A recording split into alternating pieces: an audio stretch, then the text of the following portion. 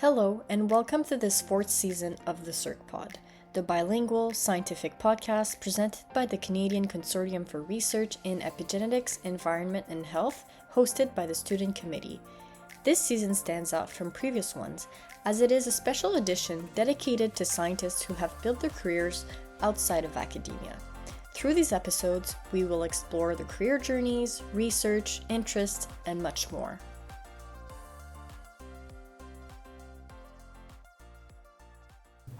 Hi everyone, and welcome to this special episode of the CEEHRC Trainee Committee podcast. I'm your host Sabrina, and today recording live from Banff, Alberta at the 2025 CEEHRC Annual General Meeting, we're bringing together three generations of scientists, two PhD students, including myself, a postdoctoral fellow, and a professor, for an open conversation about research, career paths, and the future of science. We'll explore how perspectives shift along the way and what challenges and opportunities lie ahead, and how we can all contribute to shaping a better research environment. So to get started, let's go around and introduce ourselves and briefly describe your research and maybe one exciting discovery or progress you've made recently. And I can start. So I'm Sabrina. I'm a third-year PhD student in the Couture Lab at the University of Ottawa. And our lab focused on the structural biology behind epigenetics. So specifically, my project aims to design a peptide inhibitor able to disrupt the interaction between two important subunits in a histone methyltransferase complex in the hopes of blocking the trimethylation of histonase 3K4. And this has been shown to block cell proliferation and lead to cell death in acute myeloid leukemia. So I'll now pass it on to Laura. Thanks, Sabrina. So I'm Laura Godfrey. I'm a postdoc at Dana-Farber in Boston in the lab of Scott Armstrong. My project over the last few years as a postdoc has been focused on Ewing sarcoma. So Ewing sarcoma is a fusion protein-driven pediatric cancer, and the fusion protein, EDOBUSFLY1, is really interesting because it drives disease by binding and acting like a pioneer transcription factor, binding to GGAA repetitive repeat regions in the genome where it creates de novo enhancers and really drives gene expression. So my project has been looking at how different chromatin proteins, mainly looking at, canonical enhancer modifications such as K27 acetylation deposited by P300 and CBP, and K4 monomethylation deposited by the MLL complex, and how these different complex members and histone modifications contribute to the regulation of these enhancers. And I have just published that work looking at the difference between those complex members in the regulation of these enhancers, and now I'm looking into other complexes and how they might perturb gene expression. So now I'll just pass over to Paola.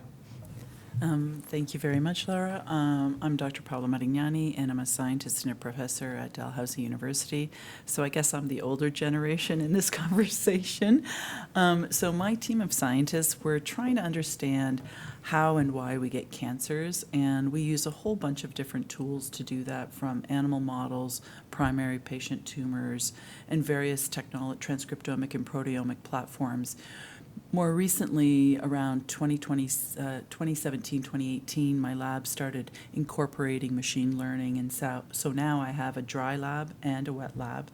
So traditionally I was a wet lab scientist, but we've built all these servers and all this computational power in my lab space to be able to interrogate all these large data sets and try and incorporate all the multi-omic platforms and figure out if we can identify novel variants or genes that are involved in driving tumorigenesis and ways to be able to inhibit or block.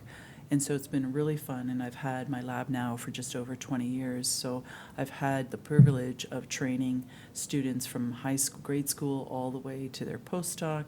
And so I think in my position, I'm really lucky to see generational science being done in my lab space. And I think there's a lot of scientists of my same demographic who feel the same. I can't speak for them, but I think we all get a bit of pleasure watching our trainees evolve as scientists and go out into the world and take their skills with them. And so thank you very much for giving me this chance to sit here around the table with you. I'll pass it on. Hi, I'm Signe, and I'm a fifth-year PhD student in Dr. Mark O'Mara's lab at the University of British Columbia in Vancouver. And generally, we're a big cancer genomics and epigenomics lab, so we do a lot of DNA sequencing of tumors. And my project focuses on virally driven cancers. So viruses, oncogenic viruses are viruses that drive cancer. And one that I'm particularly interested in is human papillomavirus, or HPV, which drives nearly all cases of cervical cancer and subsets of other anogenital cancers, as well as cancers in the head and neck region. And my thesis project focuses on the ways HPV disrupts the host genome and the host epigenome, and how this may contribute to malignancy. And I'm quite excited about a lot of things I have going on right now, putting together a manuscript about one particular way HPV disrupts the genome and epigenome in cervical cancer, and that's through HPV integration, which generates extrachromosomal DNAs in some cases, which are circular DNA structures containing both HPV and human DNA in this case. And one thing that is not in this manuscript that I'm working on is I'm also working on a project to identify basically drug targets that are specific to virally driven malignancies or specific to viral infection and cancer cell lines using the cancer dependency map, or DepMap data, which is a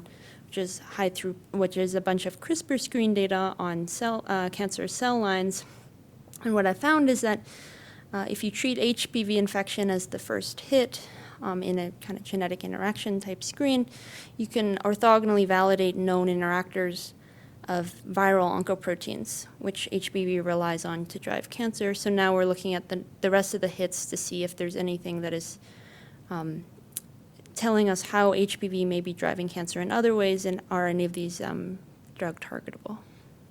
Great, very interesting. So thank you all for sharing a bit about your research and background. So now I'd like to shift our focus towards more our career trajectories and goals. So as trainees and researchers, we often find our paths evolving over time. So I'd love to hear where each of you sees yourself heading in the next few years, and how that vision may have changed since you started, and what steps are you taking to prepare yourself for that future. For example, Laura, I know by doing a postdoc, the obvious next step would be a faculty position, but has this always been your vision? And has this changed since you started? Yeah, now I'm getting towards the end of my postdoc now, as you say, and I'm, kind of always been classically thinking that, the next step after this would be a faculty position. I'm still trying to do that, but I think, you always have to approach that with some realism as well. I think when you get to this point of your career, you kind of realize that you are going into this bottleneck as well of positions available, and it depends on so many different factors, positions available at the time that you're ready to start looking for jobs. It's really about a timing thing, exactly what different institutes are looking for at that point. So yes, I'm that is my goal, to try and get to that academic next step, but I think I'm not completely closed to other options, and I think you can't be, actually, in the way academia is right now. Yeah, I think it's a really hard time right now because many of the universities across Canada have hiring freezes. So if you're a postdoc who's ready to take that next step, because of the hiring freezes, everything is backlogged regarding job opportunities.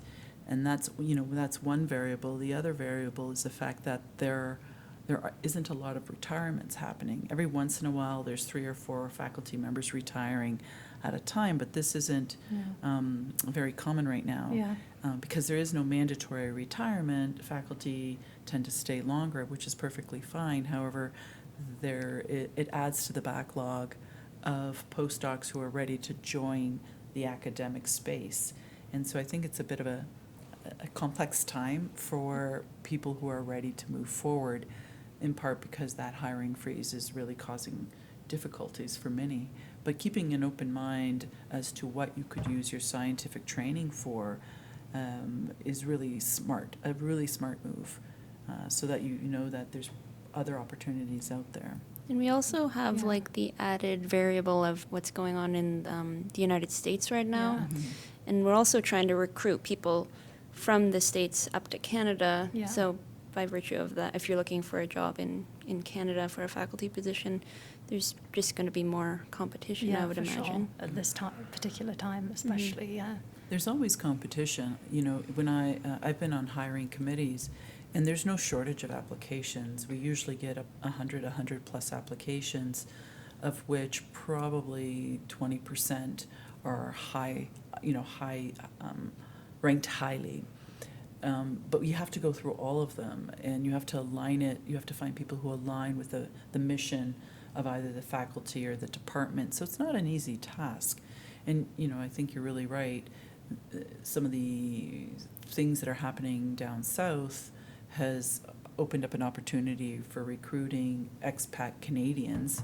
Either they're already faculty at universities down there and they want to come back to Canada, or they're fellows in the U.S. like yourself, Yeah. Laura, who are want to come back to Canada. Yeah. So there's a lot of moving parts, but I think if you really want to become an academic, then you just need to be persistent. And I'm honest, I think I put out 10 to 12 applications at the time, and it was the same 5 of us that were traveling across Canada for interviews. So we were all interviewing at the same place, Yeah. but we would meet on the, those moving sidewalks in Toronto Airport and Montreal. We would be passing each other, and it'd be like a thumbs up, like, how did it go? And in fact, Yeah. in the end, all 5 of us got positions at different universities across Canada. And, we're on grant committees together, we're at conferences together. So it ends up, everyone eventually got a position. Yeah. So if that's truly what your passion is, you have to just be persistent and figure out a way to make your application more enticing to the department that's recruiting. Yeah. And really pay attention to what the department's looking for. Yeah, I guess related to that question, and Laura, since you're in the process of looking for Yeah. faculty positions, how are you preparing yourself? Yeah. Yeah. Yeah, I mean, I guess like the last year I've been trying to position myself and knowing that maybe around this time I'd start looking. So I've come to this conference, I'm not Canadian. Actually, I'm a Canadian permanent resident now. But, I'm not. So I didn't really know anything Okay. about the Canadian epigenetics community at all.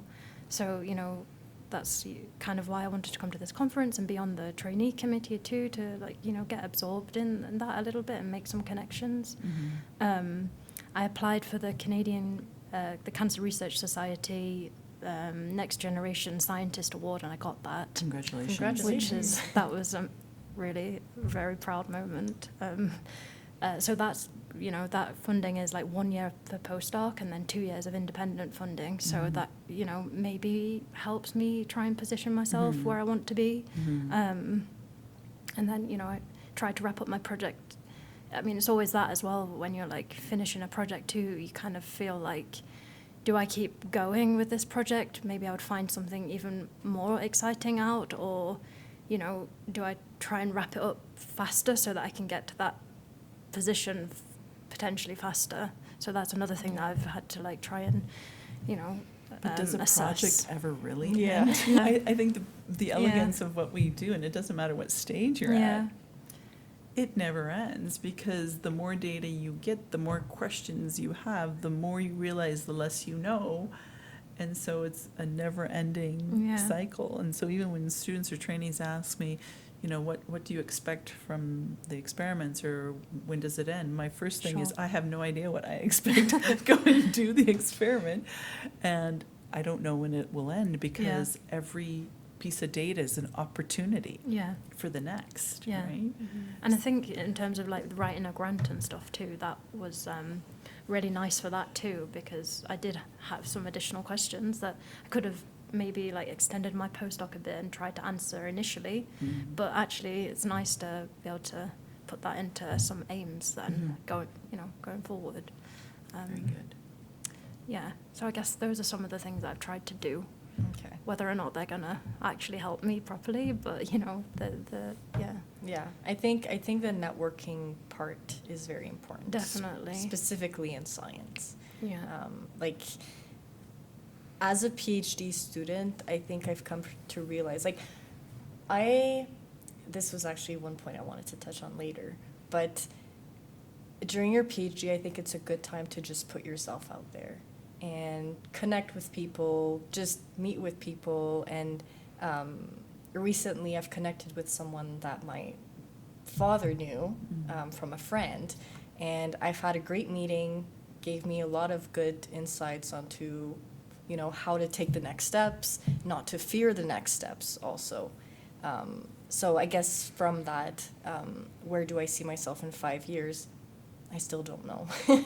And I think I'm the type of person that often like to know what's the next step. I like to plan out everything. I like to. So do you think science is really Yes. So that's the thing. It's your a risk lot. tolerance? The uncertainty is very uncomfortable for me.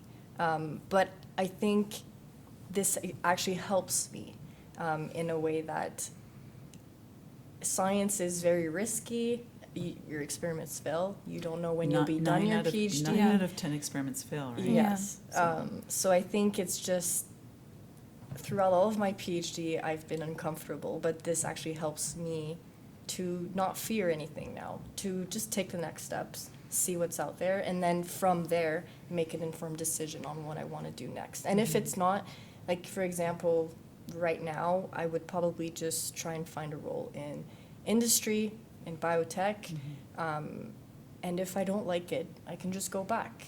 I think that a lot of people feel like, oh, but if I go to industry and I don't like it, well, it's a waste. It's a waste of the years. But it's not. It actually helps you. You gained knowledge. You gain things that you can bring back to academia. So I think the overall, like, from the people I've met, this is what came out of it. It's like, just take the next step. And actually, like, now in academia, you see more of these people that have different paths, that went to industry and then came back to academia, and it actually helped them stand out. So, yeah. I'm a large believer in diversifying your portfolio. So, for example, I mentor a lot of students, and many students already say, I don't want to be a professor, I don't want to do research anymore, and that's perfectly fine. But I think because the skills that you acquire as a scientist as early as your master's degree are all transferable, and it's okay to go into law, into medicine, into business, into teaching high school students, for example. We need good science high school teachers. It's okay to take all of these skills and transfer them into other spaces. And if you do it for 5 years and you don't like it, you have the skills to pivot. Because as I just said earlier, our experiments, the fail rate is pretty high. So if you're used to having experiments not necessarily go as planned, that just transfers to real life. And so your resiliency is different. A lot of people fear failure, but because we get a lot of failure in our work, I think you begin to build a tolerance to it. Not that we have to accept failure, but a tolerance to, it's okay, didn't work, let me figure it out, let's move on. It's the same thing when you decide to move out of the PhD into a postdoc or into industry. You acquire all these skills, you bring it back, you pivot quickly or slowly. So I think it's good to think about all the other stuff that can be done out in the world with this science training, because we're very practical, we're very logical. We can move quickly through material, and we can make decisions, go, no go, a lot quicker than most people can. And it's all transferable. I think you touched on a really good point about building your threshold to failure, because like throughout my PhD, I mean, things don't always work out, but if I know things that haven't worked out in the past and they then did work out, I can approach the next time something fails as like, oh, this is doable, this is fixable. Yeah. So, I mean, touching on that, Paula, you've seen a lot of your students graduate. Mhm. So, where are they now? And Oh, I love my students. yeah. A lot of them go into medicine and are practicing either surgeons, anesthesiologists, OB-GYNologists, I don't know the right word, but a lot of them go into medicine, and I think it's really important that there are modern-day medical doctors who have done research, right? So my students I take in second year university, so they're second to third to honors, and then they go off into medicine. And some of them have actually gotten master's degrees while they were doing their residency. And it's all because they have the skills. They know what research is all about. So I think it's really important to have medical doctors who have basic science training so that they can then treat their patients with the newest technologies or innovations with an understanding of what that drug is actually inhibiting, as opposed to just giving the drug and not knowing how it works.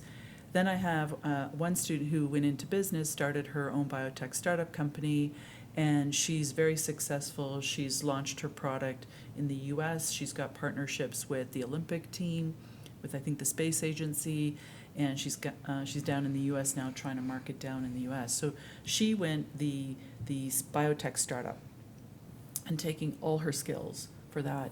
I've had others go into law, and they've become patent lawyers. And it's really wonderful to have conversations with patent lawyers who actually have science degrees, because then I can have a conversation of science and they can see how we can protect trademark protection, all sorts of things, how we execute a patent. It's very easy to have conversations with lawyers, patent lawyers who have PhDs in molecular biology or chemistry. Then I've had some go into teaching, straight high school teaching, grade school teaching, because I do believe that getting STEM into people at very young ages builds this pipeline to innovation and discovery at the university level. So I'm really pleased that they're teachers. Some have decided to go into dentistry. Some have gone to get MBAs, so the business corporate world. And a few of them are doing the analytics for investment company portfolios. They're crunching the numbers. They love to play with the numbers, and the spreadsheets were always just crazy amazing. And so they're doing all the analytics for banks, investment firms. And I just had we had a conversation about doing analytics for hospitals. So my people all go into things other than academia. Only 2 have gone and become professors, and that's okay, because I actually think academia is an alternative career. Like, I might get in trouble for saying that. It's okay. It's okay. I can shoulder it. But only 2 of them really, I think, have gone. There might be other ones that haven't, corresponded with me. But for the most part, my trainees, all to the very first one, we either meet in person if they're in Nova Scotia, or we do virtual meetings, or I'll be flying through some country and I'll say I'm here. They'll meet me at the airport and we'll do coffee and I'll just keep going. And so it's really nice to have all these young people who are now, many of them are older and adults with, families and everything. So for me, it's always a joy to listen to what they're doing. And they often do come back to me asking for advice or strategy. A lot of it is strategy, how to position their knowledge and how to position for the next step. So I'm always happy to have strategic conversations with them to help them move forward.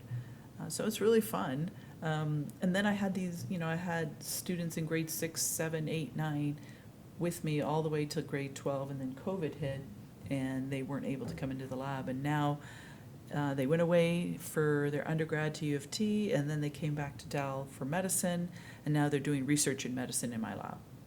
And they're doing all the computational machine learning stuff. So it's always this full circle. So, I'm really 100 years old, but I don't look it, because I think having this, group of really energetic and really intelligent and thoughtful people that I get to work with is really good fun. Yeah, and I think often we hear the 3 options. You either go in academia or industry, there's government too. But there's so much more to this, so many options where you can bring the knowledge from your PhD and transfer it And I think this is really important for everyone to know that there's many possibilities out there. You know, no one really may not care out in the world about which tyrosine's been phosphorylated and, you know, which SH3 domain is involved or which kinase is upstream. Most people don't really care about that, but those of us who are trying to figure out better treatments do. But the way we think as a scientist, how logical we are, how we're able to piece together, we see patterns that no one sees. You know, we can piece together signaling pathways very easily. These are really important skills that you all have, and I think usually with my trainees, I usually see it in the masters. Somewhere as they enter the second year of their master's degree, I can see, like I'm watching their faces, and I can see them connecting dots. I'm like, I just sit back and wait for them to come and tell me. I'm like, okay, it's gonna happen soon. I know it's gonna happen soon. Yeah. Great. So, Signy, do you know where you're going after your PhD? Well, I really want to do a postdoc because I really love research, and I think doing a postdoc, I would have a lot of autonomy to do my own research in someone else's lab. And I want to gain maybe a new skill in my postdoc that I can apply later. I'm not sure where I'll be in 5 years because I'm in the 5th year of my PhD, so if I finish in the next year and then I do a 2-year postdoc, I'm still not really in the postdoc anymore, but I want to stay in academia, I think, but I'm kind of torn between if I want to be a PI or if I want to be a staff scientist in someone else's lab. And there's pros and cons to both. I see, I really like experimental design, and I'd like to run my own lab as a PI, but I also want to do projects like the hands-on coding and the experiments, and that might be better suited to like a staff scientist role. So I'm open. I've thought of industry. I'm not sure it really aligns with my goals at the moment, but that may change. So is there anything, because you're all in trainee mode, is there anything that you want your PIs, what can your PIs do to help you along your journey? Because it's a two-way street, right? So for yourself, thinking about transitioning and looking for faculty positions, what can your PI do, or can PIs do to help you along that way? Yeah, I think, when you're deciding, what you're going to write your research proposal on, having dedicated time to be able to talk to your PI about, ideas you have and for them to read it and give you feedback on it, I think that's really important. And then, if they know other people at different faculties, to actually reach out for you and advocate for you a bit. I think those two things come to mind, at least right at the end of your postdoc. I think during your postdoc, it depends what you want. I mean, I think in my PhD lab back in England, it was a very small lab. Well, not very small, but much smaller. So, I got a lot of time with my supervisor. But when I was thinking about what I wanted from my postdoc, I wanted a bit more autonomy and a little bit, a little bit more of a disconnect between, discussing with my PI versus what I wanted to do and what I thought was interesting. So that's why for my postdoc I decided, a bigger lab is what I wanted. But of course then there's pros and cons with that. My PI has less time because he's really super busy with a lot of other stuff. So the amount of time you get one-on-one for these kind of discussions is less. So I think, it comes with what kind of lab you're in, how much mentoring you're going to get.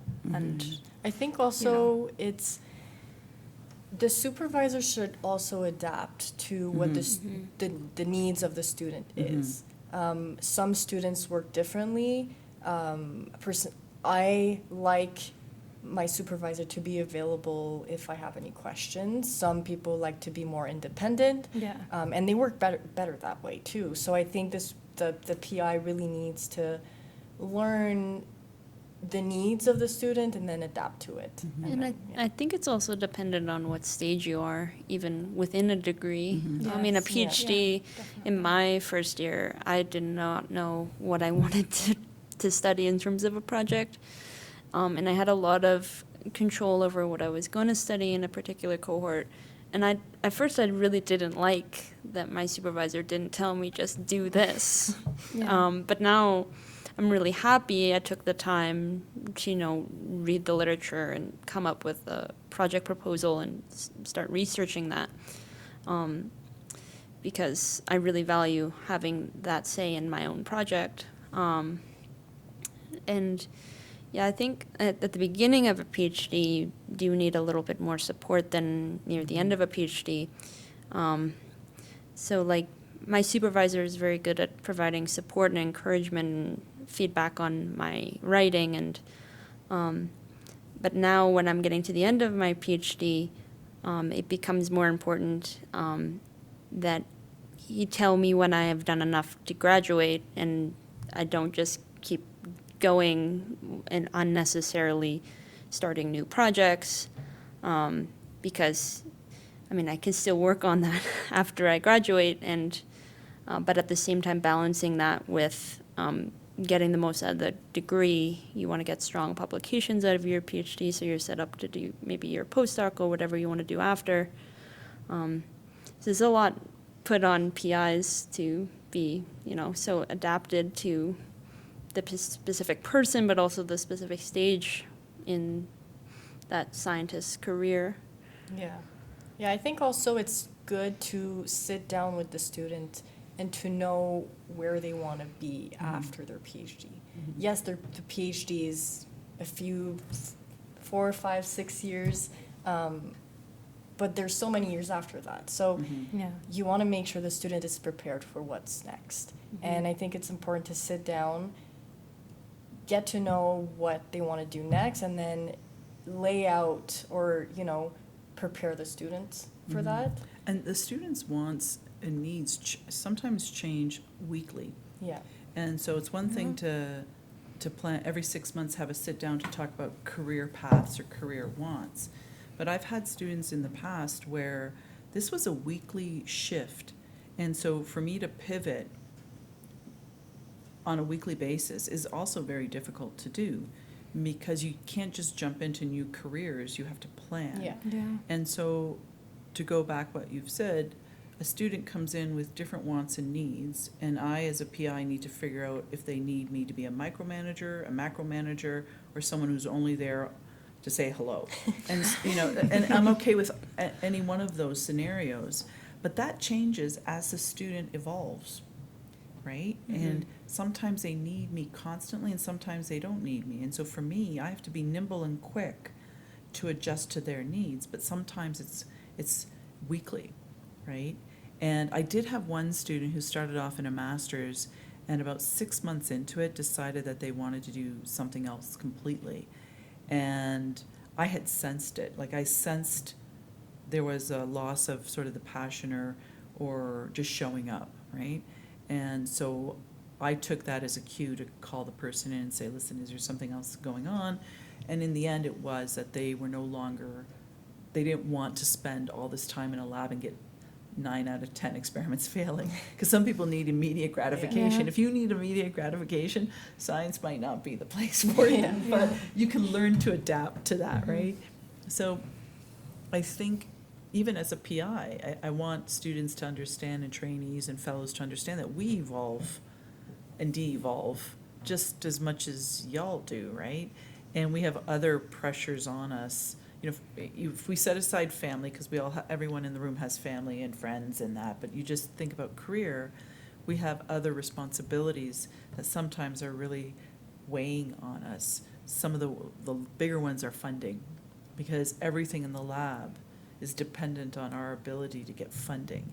And so it's always, you as you go through and you become a postdoc or a later PhD student, you're able to pick up on a lot of these cues. And I think for the most part, at least the people that I know who are PIs, we try to, always be joyous.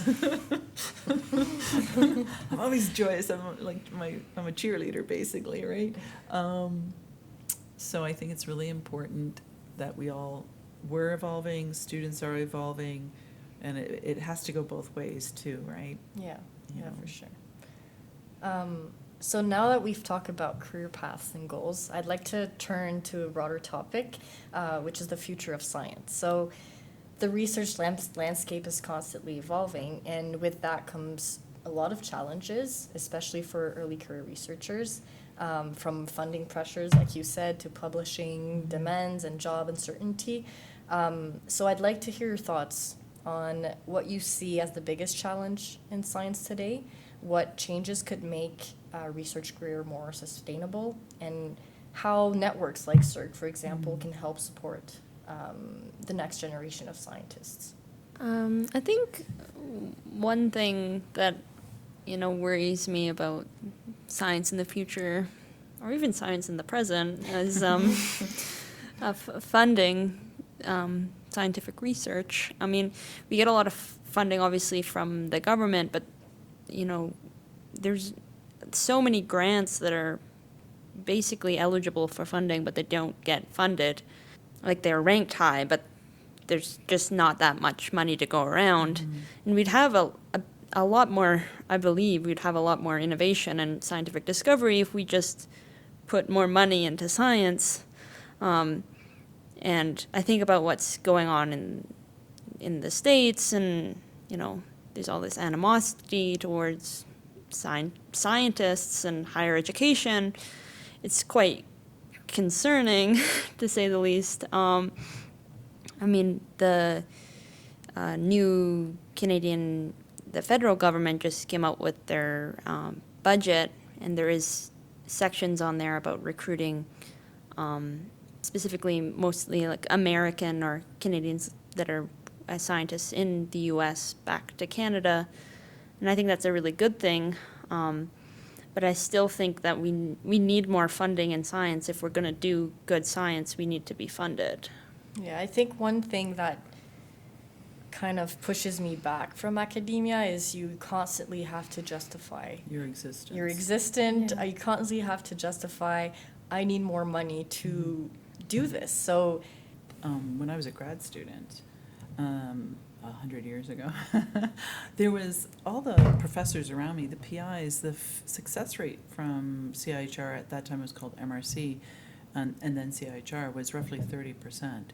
And so by the time I got my position, that didn't exist. So it was roughly 18% when I got my first CEEHR grant, and now it's down to 15%, and depending on your demographic, it could be even lower.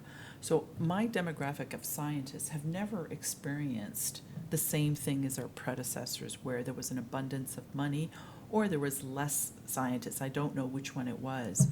But your point to the funding, if more scientists or more programs are funded, more innovations could happen, because there's a lot of good science that even the 3.8s, let's say CEEHR scoring scale, 3.8, let's say, there's probably no difference between a 3.8 and a 4.5. It's just simply who's reading your grant on that day. Mm-hmm. One of my first CEEHR grants, I scored very high 4.5, 4.6 or something. That same grant I put to another agency, and it was streamlined. The very same grant. And so it all depends sometimes who's reviewing it, but being able to have access to resources, funding, means we can train the next generation, we can acquire the technologies and the innovations and the platforms to do innovative research, and we can add more pieces to the puzzle of research, right? So I think your concern about funding is a constant concern. It's constantly in my head to be able to find resources to, one, pay my excellent trainees, two, buy the consumables and keep updating the technology. And this is constant. And so I know of colleagues of mine who have decided to walk away from academia. They're 20, 22 years into it because they're exhausted from justifying their existence. And unfortunately, the people who are walking away are women. I haven't met a male colleague of my generation who's retiring yet. And so I think that's the other side too. As women, it's sometimes somewhat more difficult to sustain this career.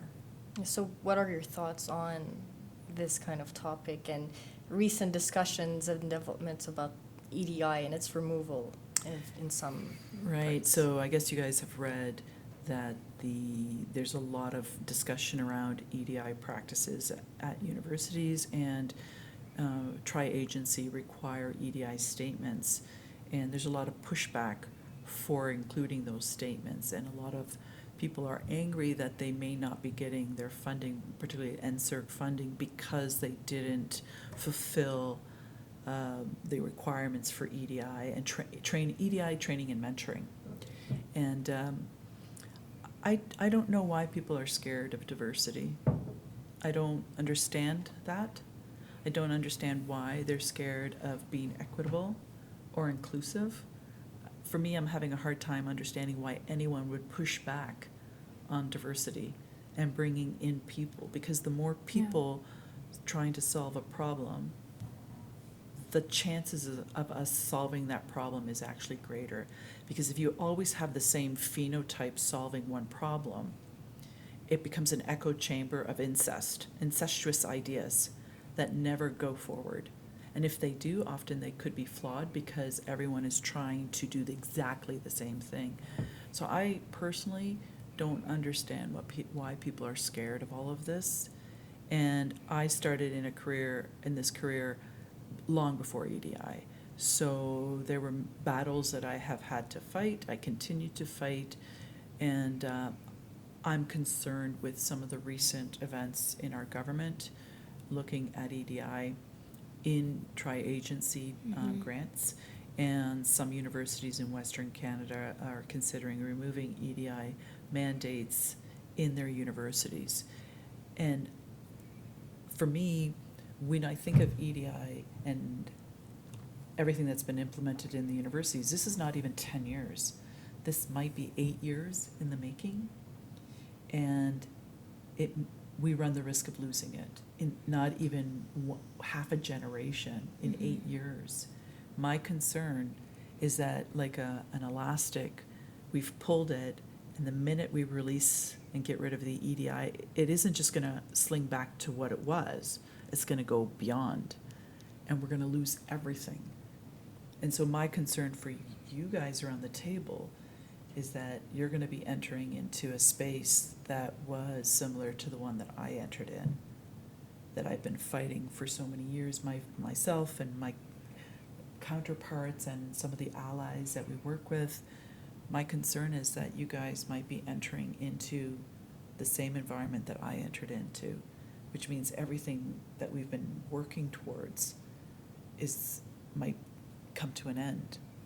And so it really does concern me. I think this is one of my greatest concerns, other than funding and the fact that someone on reviewer number 2 just always destroys my grants. I do not know if I ever find out who reviewer number 2 is, I'm going to have a conversation. Aside from that, I think this is probably one of my greatest concerns for the future of science, is this pushback for EDI. And I don't know if it's a byproduct of what's happening in the South, but why are people scared of diversity? I want to know why you're scared. I want to know why you're scared of including people who don't look like you or who don't think like you. And I don't know why people would be scared of this. I don't know. I mean, science is stronger when we have a diversity of opinions, like you mentioned.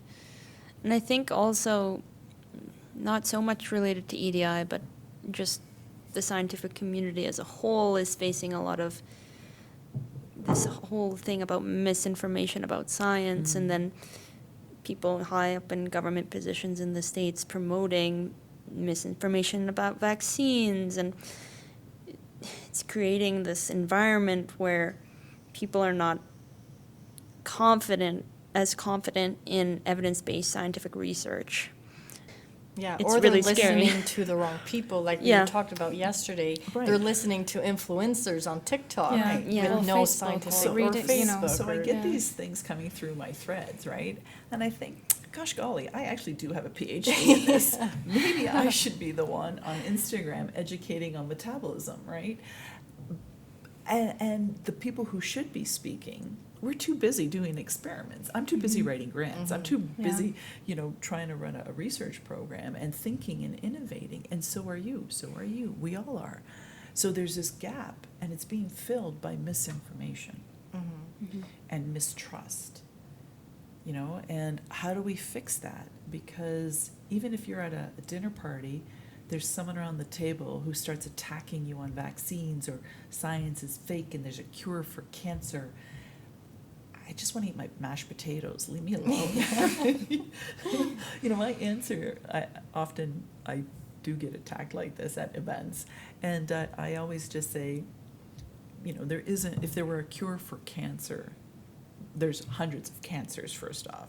But do you honestly think I would be spending 7 days a week, 365 days a year since 1984 when I started university doing this? If there was a cure, that would make me the least intelligent human being on the planet for doing something that there's already an answer for, right? But the misinformation and how do we build trust? I think doing these type of podcasts, actual scientists like yourself going out and talking to people who genuinely want to know things and sharing information, scientific-based, evidence-based science, right?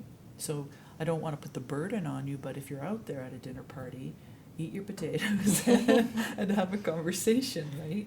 And make it fun. It has to be sparkly. Yeah, I think it's important for trainee committees like us to try and find a way to communicate science in a way that everyone will understand. For one, but the thing is, it's not everyone that want to try and understand, right? Yeah. So that's what's hard. Yes, we can do all these things. We can do podcasts that are more for the general audience, but will they actually want to try to understand? The people who are going to go onto YouTube and click on podcasts Yeah. are not the same people. Well, I do think we're having a very difficult time of it because leaders in another country are shutting down science. Yeah.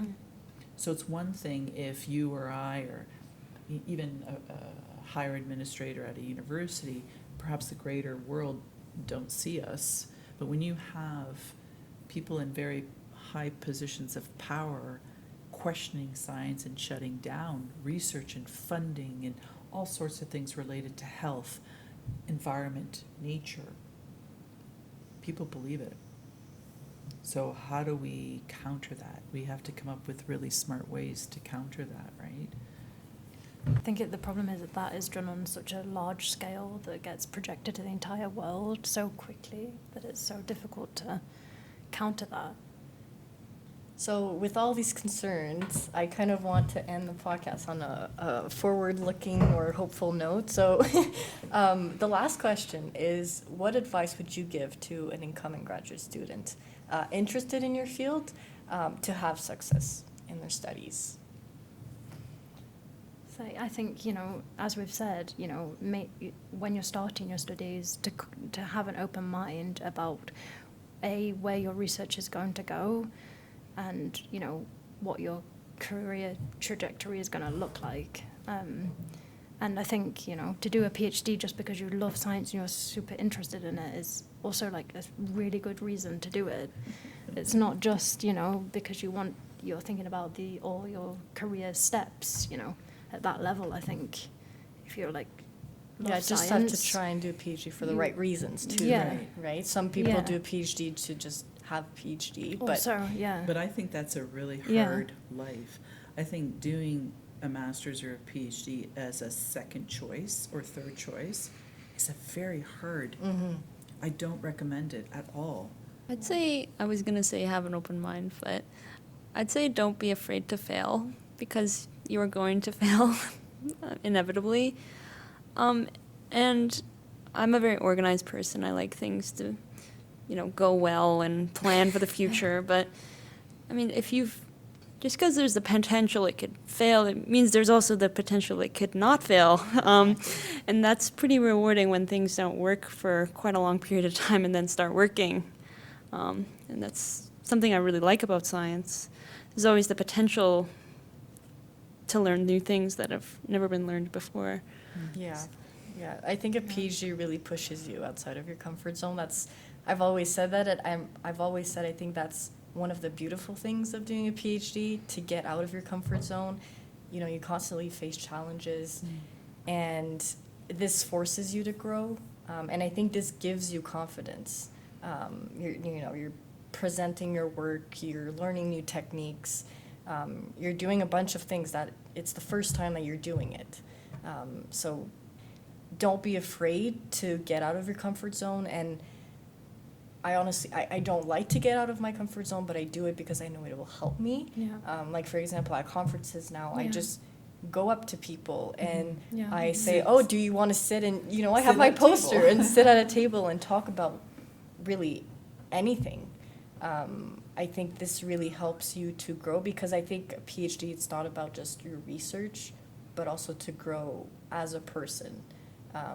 So yeah, that's why, I'm now on this committee, I've met so many people, so it's not just about research, it's about connections that you can make too. And it will help you for the future Definitely. too. Yeah. I think there's a lot of advice I can give, but you've touched on a lot of the failure. It shouldn't be your second choice. I really think you need to have fun, because there is a lot of, it's difficult. You've spent 6 months trying to clone something. Okay, I know nobody clones these days, but in my day we cloned, right?